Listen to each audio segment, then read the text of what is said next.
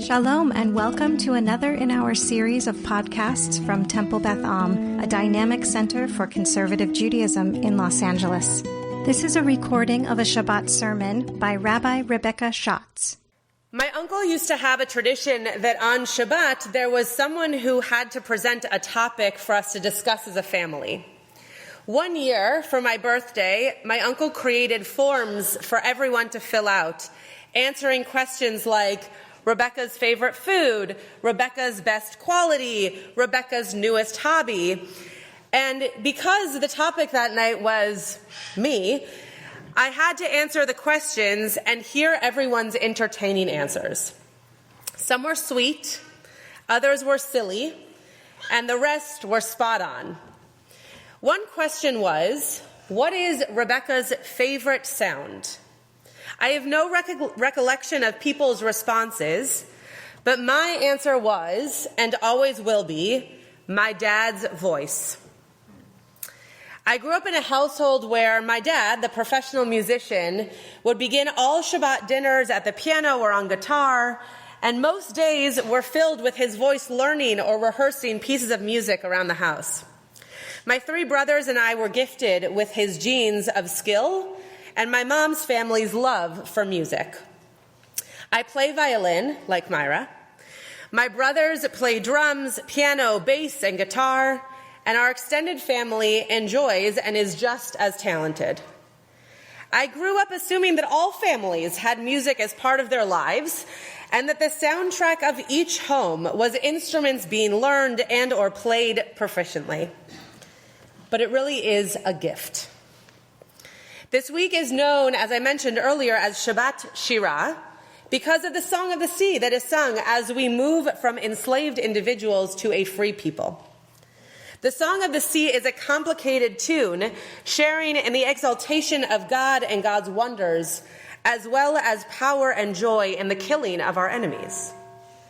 The song's content does not fit its tone or melody in many, quote, traditional cases. Az Yashir Moshe, for one, or Az Yashir Moshe, for another one. However, we sing it daily as a way of remembering our freedom and God's assistance in creating our people. In many communities, Shabbat Shirah is the weekend to bring in musicians, to host a concert, to sing our best arrangements, etc. However, Temple Beth decided last week was a better date on the calendar for our Shabbat Shirah. Hosting and learning and praying and being spiritually uplifted by Chana Raskin in her Raza circles for Kol Tefillah.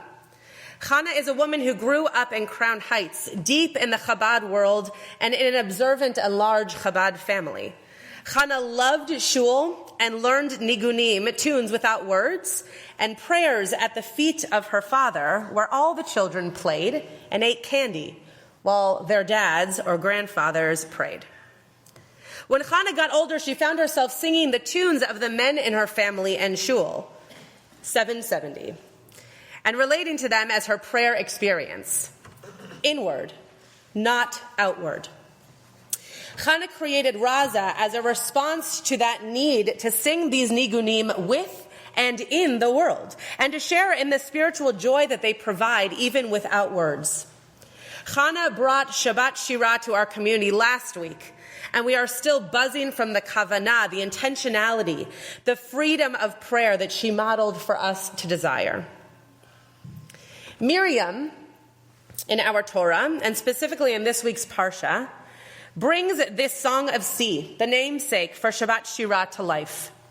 She lets Moshe say the words and sing the original tune, but then, V'tikach Miriam hanevi'ah achot Aharon et tof beyada, v'tetzaena kol hanashim achareha betupim uvimcholot.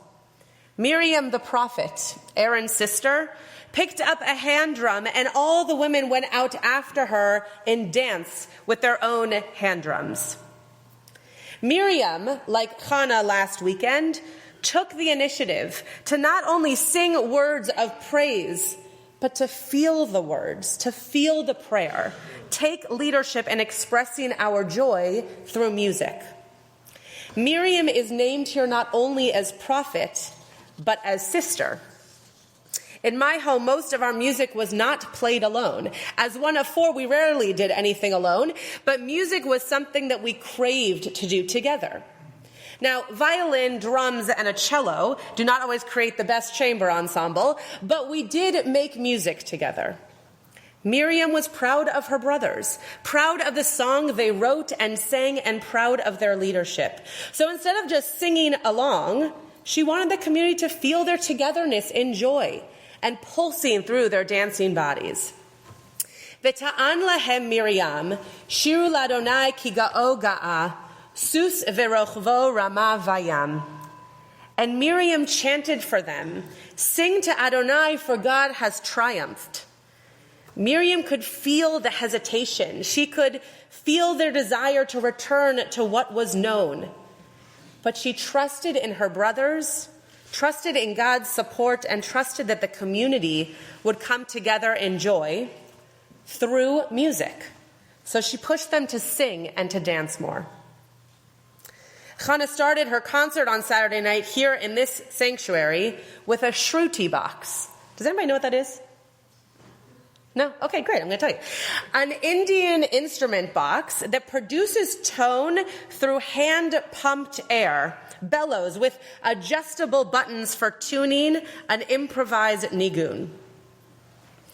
Watching her sing this nigun, it was clear that this was her centering, her kavanah, her intentionality into prayer. We were watching, but did not yet know that we were being prepped for an experience of tefillah, of prayer. We watched her, silence in the room, some people closing their eyes, others enveloped in a spiritual trance without words or prompting, just invitation through voice and volume. The next nigun she sang had everyone up on their feet, singing with her, a tune from the Hasidic world and originally only sung by men. It was powerful, and the most magical part was it was all done through music and singing. No words, no speeches, no directions, just the power of song. This is what Miriam intuitively knew to do. She knew to uplift her brother's message through the comfort and joy of music. She sang and invited others to create music with her and to celebrate this unknown change into freedom, but a powerful move for a people. The Lakutei Maharan, the main work for Rabbi Nachman of Breslov, teaches that this verse, V'ta'an lahem Miriam shiru ladonai, spells out shalom. If you take the first letters of each word and unscramble them, Shin, Lamed, Vav, and Mem. Shalom, or Shalem, meaning whole. So Rabbi Nachman is saying that through her voice, the people merited peace. Through her singing, the people felt whole. As Myra, an accomplished musician in her own right, knows, music is a powerful tool to share emotion, to evoke meaning, to perform outside of yourself something you are not confident from inside yourself to put out into the world, and so much more. Music is a language that anyone and everyone can understand, and one that, though we might each experience it differently and individually, it's a powerful tool that brings people together. Miriam knew this, and every morning when we sing the Song of the Sea, we are finishing a portion of prayer, readying ourselves to embark on moments of serious introspection, of request and apology. Using music to enter into that place of acceptance for those big moments ahead is calming and soothing. Myra, this is the part where I give you a blessing, but you can stay seated. I hope you continue to express yourself through music so that your heart and mind come out powerfully and loudly. You are intelligent and funny and strong-willed and very mature. You might not like standing at the front of the room, but when you share a thought or your violin playing, we all know to listen. You don't like the attention, but you do deserve the praise and the focus of others. So continue creating worlds with your music and your ideas, and share them in ways that will bring you the most joy. My favorite sound is my dad's voice, and that is because I feel calm and loved and inspired when I listen to him. His voice, like Miriam in our Torah and Chana from Kol Tefillah last weekend, provides joy and reason to continue towards a goal. So on this Shabbat Shira, may we all find our muse, our tune, and our Shira to feel shalem, to feel whole in those things that bring us joy. You have been listening to another in our series of podcasts from Temple Beth Am, a dynamic center for conservative Judaism in Los Angeles. If you enjoy these podcasts, we invite you to write a review on the Apple Podcast site or wherever you get your podcasts. For more information about Temple Beth Am Los Angeles, go to tbala.org.